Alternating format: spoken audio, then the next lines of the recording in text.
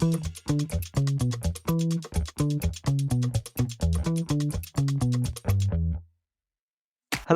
and welcome to Ardent Talks Regeneration and Development. I'm your host, Rob Quaile, and today we're going to be running through the proposals from one of the many consultations published by the government over the past few months. The consultation we're going to dive into today is the MHCLG Consultation on the Compulsory Purchase Process and Compensation Reforms. That consultation opened on the 19th of December last year, and it closed last month on the 13th of February. So the aim of the consultation is introduced really as the same aim of all the consultations coming out of the government in recent months, and that's to help meet the Plan for Change target of delivering 1.5 million homes in this Parliament, both to help address the housing crisis and to deliver vital infrastructure. The aim of the proposed changes is to support and, in some places, enhance the reforms within the Levelling Up and Regeneration Act 2023. So I guess the question is, are the proposals going to achieve this lofty ambition? Do they go far enough or perhaps too far? To undertake this review and to give some thoughts, I'm joined by friends of the podcast, Ardent colleagues John Sayer and John Stott. There must be a joke somewhere about two Johns that I could make. I don't know, two Johns don't make a right, or hopefully in this case they do, but maybe I'll just stick to hosting. So let's get started.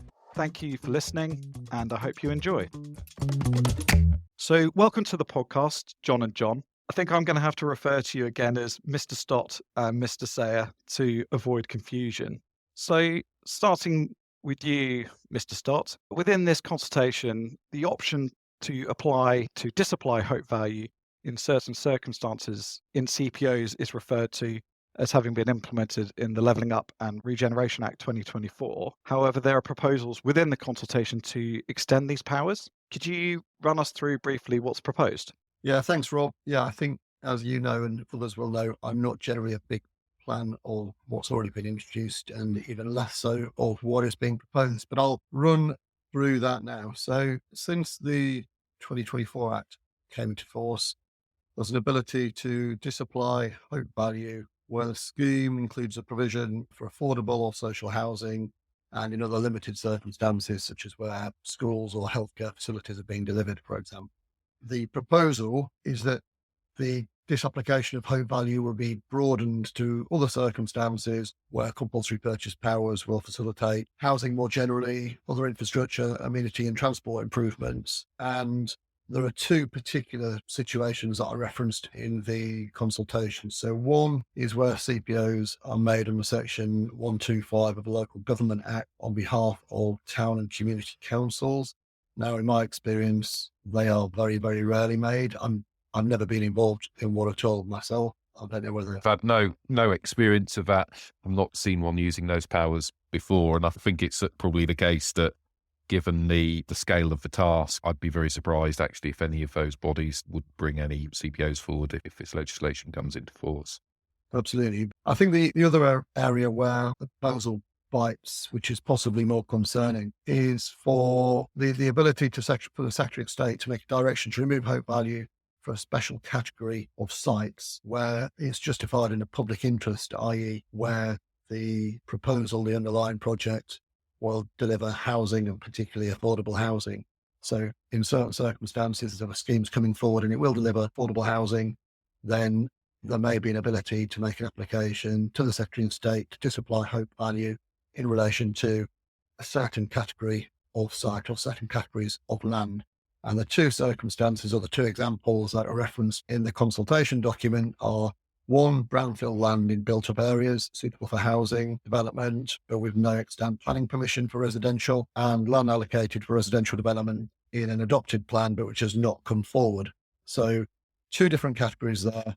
And I've got pretty big concerns about that because I think that I've said all along with the hope value argument that there's a big prospect that by bringing this into force, it will have some unintended consequences. And I think one of the major unintended consequences here is that promoters and house builders will be very, very wary about incurring costs or promoting sites, putting them forward to go into local plans, seeking to obtain planning consent for them, because they will know that if they don't then bring them forward in a very timely manner, there's a prospect that they could be compulsory purchased, which in itself is bad enough, but it could be compulsory purchased without any hope value being paid, which, to me seems hugely unfair. There may be some circumstances, and I think they're fairly limited, where sites that are perfectly capable of being brought forward for housing are not being brought forward, and absolutely it's right for local authorities to look to intervene in those circumstances.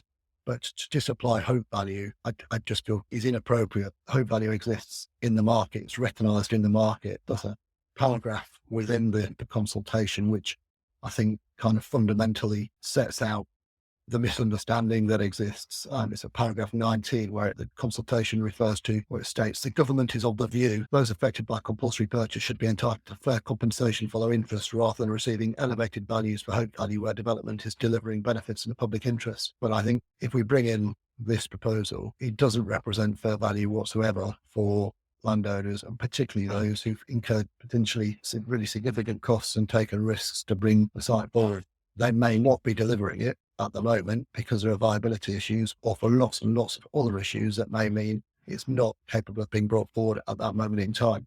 That doesn't mean they haven't got an intention to bring it forward in the future, and it certainly doesn't mean, to my mind, that they shouldn't be paid compensation that reflects the hope value that the market would recognise. So I've got some serious concerns about proposals there. I think that's the point, isn't it? Sorry, John, after you. I was going to say, I think there's a misconception in a lot of circles, which is that somehow compulsory purchase compensation is an enhanced financial position because of hope value potentially being part and parcel of market value. And I think what people who've sort of been banging the drum for this kind of proposal sort of overlook is that the scheme impact is obviously disregarded in the valuation. So actually, if there is a scheme coming forward, the positive or negative impacts of the pending compulsory purchase and the scheme that underlies it are actually ignored in the valuation. So the concept that somehow compulsory purchase compensation pays someone more generously is a slightly odd comment, really. Certainly my sort of nearly 20 years experience in the compulsory purchase sector, I haven't knowingly had anyone say to me that they felt that the compensation they received was more than generous. That's just not a conversation that ever seems to happen. So I think there's a bit of a fundamental understanding really about the compensation regime. I mean, I too share your concerns, John, in that I think that there's a potential market impact here.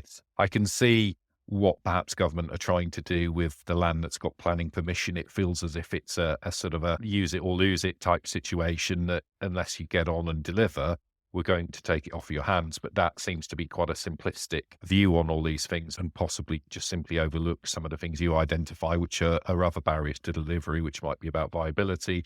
It could be about additional infrastructure that's required and all of these other things that are needed to deliver a scheme. And I get where the high level thinking might be coming from, which is actually, if we come in, land is a key ingredient of housing delivery, and it's an expensive big ticket item. So I get the thought process that if you make land cheaper, you can deliver more housing. But I think one of the other things that really about delivery is that compulsory purchase is used in a very, very small number of cases. I think looking at MHCLG stats for 2024, there were 18 CPOs that delivered new housing last year. If you think how many sites are coming forward nationally, and if you think about the 1.5 million new homes target, compulsory purchase probably isn't going to be a broadly adopted tool to help deliver those houses. And I think there's a big sort of concern within industry that there isn't the professional people and the people power in there to be able to deliver compulsory purchase at scale. So I think my concern is that we're probably trying to fix a problem that's not really going to help us here, and potentially tie ourselves up in knots with landowners potentially wanting to be more aggressive in their opposition to compulsory purchase, taking more legal challenges, which ultimately will actually slow down the process and potentially, for the promoting authority, make the overall cost of securing the land more expensive because there's more opposition to it. Yeah, I agree. I should just point out, in the sort of interest of putting a balanced position across, the consultation does refer to the fact that the government recognise any approach to removing hope value from the assessment of compensation would need to be compliant with the law of human rights and ensure an appropriate balance is struck between private rights and public interest benefits. Now, absolutely right, they should be considering those points. But like you, John, I don't think I know anybody who's been involved in compulsory purchase or involved in housing delivery who thinks that these proposals will solve the problem that I think they're intended to solve, and I think it will make things worse. I think there's a view in some circles that compulsory purchase is and could be used as a tool for land value capture. And you might have seen that there's a call for evidence. There is a select committee which was recently had a call for evidence, and they've indicated that some of their outputs may be about further changes to compulsory purchase. And I suppose it's trying to really decipher what actually compulsory purchase as a tool is to assemble land. It hasn't historically been there to capture land value for other benefits. So it's quite tricky now to start to try and use it as a tool for that purpose without creating some of the challenges that we've already talked about. Yeah, I'll just pick up on a couple of those points, which I helpfully agree with all of them. Going back to the hope value point, I agree that it seems to be the rhetoric in a lot of these documents is to almost differentiate market value from compensation and to highlight hope value as elevated compensation rather than just what the market would pay. And generally it puts, from our perspective as consultants advising compulsory purchase, it puts you in the tricky position of having spent a career saying that the aim of compensation is to put you in a position of equivalence, to now say, actually, we may in cases be seeking to reduce the compensation paid below market value to effectively capture land value to be able to deliver a scheme. And I think that's looking at hope value as a general concept. But I think where we get to in the class of sites, it's even trickier, because trying to effectively fit classes of land within one category so that directions apply across all of them is challenging. At the moment, to apply for directions, you need to remove hope value. You need to complete a statement of commitments that makes a compelling case, not just for delivering the scheme and assembling land compulsorily, but also for disapplying hope value and what can be achieved through that site. And that statement of commitments clearly is site specific and scheme specific, as CPO is in general, because we're returning back to these human rights points. What we have to do as part of CPO is override human rights to compulsorily acquire land, but because there is a compelling case and a public benefit, which is why it's so important that the scheme has that compelling case as part of it so that you can acquire that land. And if you're looking at applying that disapplication to categories of land, you're not looking at scheme specific or land specifics. And anyone who's designed a scheme or valued land knows that land rarely fits into categories that are all the same. It may not have come forward for viability reasons or contamination reasons or various other reasons. And I think it's going to be extremely challenging and hard to justify just lumping categories together and disapplying hope value and reducing people's compensation below market value without that kind of scheme specific and site specific assessment.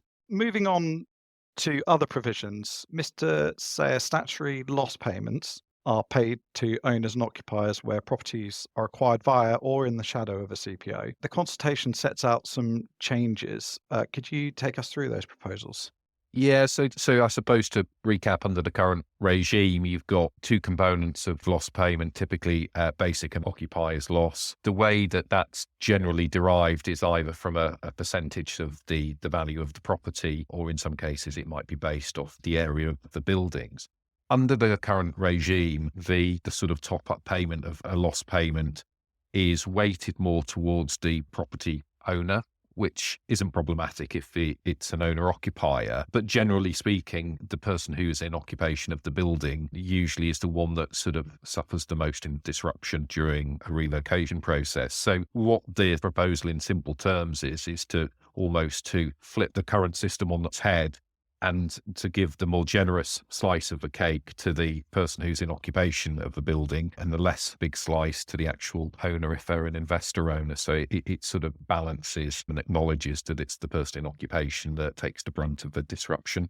And that seems to make sense to me. Do you agree with that, John? It seems that the person who is effectively decanted is suffering a much bigger disruption to their day-to-day life than an investment owner. It's a bit of a non-brainer, really. For me, I think it's something that was overdue for change, so I'm really pleased to see it in there. Great. Okay. Mr. Stott, moving on to technology, something you don't often hear linked to CPO. There are a number of proposals on modernising and streamlining the somewhat archaic CPO process. Can you run us through those? Are we looking at a daunting new age of technological innovation? Yeah, Rob, we are. So I'm not sure you'd have heard of this, but there's a thing called email. it's now around and available. And what's happened here is, quite alarming leap forward. So, the proposals are, and you need to be sitting down for this, the proposals are that actually notices can be served by electronic means on parties if they give their consent in writing, which is, brilliant. 2025, we've got there. If consent is not given or an email address is not provided, the notices continue to be served by post, but it is a bit of a leap forward. I mean, it's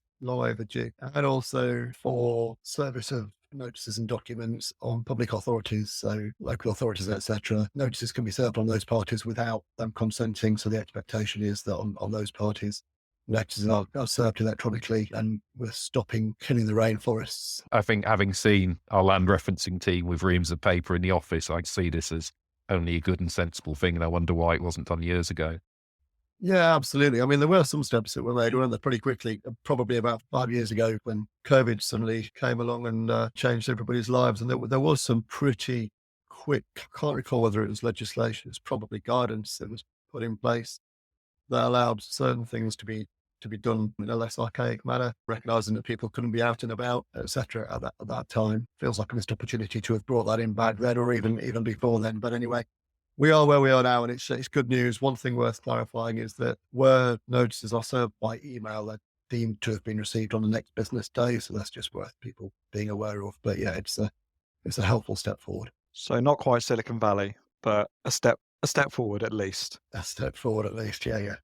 Okay, so finally, is there anything that either or both of you perhaps expected to see in the consultation or would have liked to see included? I think for me, there's so much happening and so much change at the moment. We've had this consultation.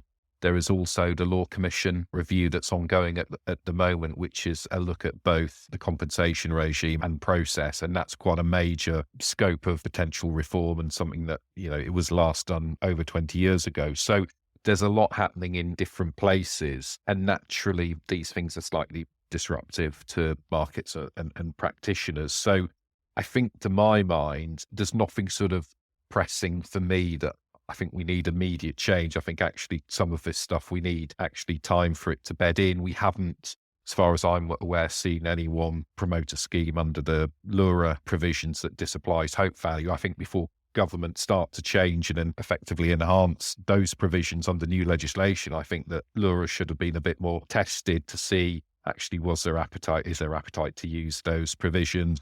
What are the pitfalls, pros and cons, before we all of a sudden potentially leap feet first into a deeper phase of all of that. So I think some of it is a little bit of streamlining is and has been good, but I think we need to try and get the system that we've got better resourced to be able to sort of support delivery rather than constant change, which is a little bit of a theme. Every time we've had a new government, there's been this sort of fairer, faster strap line that we've constantly heard. I'm not necessarily convinced that that's where this all takes us. Yeah, I agree, John. Compulsory purchase hasn't generally been hugely unfair, but the compensation code isn't perfect, but it's not massively unfair. I've dealt with God knows how many cases. I can't think of many where I felt that the claimant has been dealt with unfairly. They haven't received more than they ought to have received, or significantly less than they ought to have received in pretty much any case I can think of. And speed hasn't been a massive issue in reality either. I mean, there are certainly things like streamlining and being able to serve notices by email, for example, that just make absolute sense in this day and age. But the key thing is resources from my point of view, and making sure that the organisations who have the ability to use compulsory purchase powers are capable of using those powers. They've got the resources, they've got the skill and the knowledge and the experience to use those resources. We know there's been a big drain in local authorities in terms of the skills and experience around compulsory purchase powers, but we need to see organisations like Homes England become far more interventionist, in my mind, to help to deliver housing schemes and use the powers that are available to them. Combined authorities have got pretty wide-ranging powers now as well, and obviously local authorities too. So I hope that we start to return to using those powers. They're there and they're capable of being used. They have been used a lot in the past, and we should get back to that right now. And that's obviously a theme that's coming out of government in terms of these powers should be, more readily used. We saw late last year, Matthew Pennycook wrote to every leader of every council in England saying, you've got powers, use them. And I think he wrote a similar letter to Homes England as well. So government obviously have this in mind, that powers should be used, but making sure that we've got the resources and the industry to do that is key. Otherwise, it won't happen. Yeah, I'm sure you won't mind me sort of plugging the fact that the CPA, I think, is offering free membership, I think, to people at local authorities. Is it up to That's local? Yeah, that's right. With my CPA chair hat on, we've got some training sessions, an online one, and we've also got an event at UK Reef as well, which is aimed at promoting authorities' development partner who are sort of new to the subject matter, and there is some complimentary membership available and free sessions. So watch this space on the CPA website for those if it's of interest. Yeah, no, I completely agree with all those points, and that CPA offer is something that definitely should be being picked up because, as you've both said, CPO is clearly a tool that the government wants to promote the use of to assemble land, but resourcing and skills and knowledge base are going to be vital in understanding how to bring that forward. And to quote Daft Punk and possibly Kanye West as well, if you're that way inclined, maybe it won't make the process harder, but it could make it better, faster, and stronger. So thank you for both running us through those proposals. I think that's probably all we have time for today. We'll have to wait and see which of the proposals survive and progress following the consultation responses. And I'm sure we'll have a future podcast reviewing that. But thank you to Mr. Stott and Mr. Sayer for joining. And thank you to the listeners very much for listening. Please do like and subscribe for more Ardent Talks, Regeneration and Development.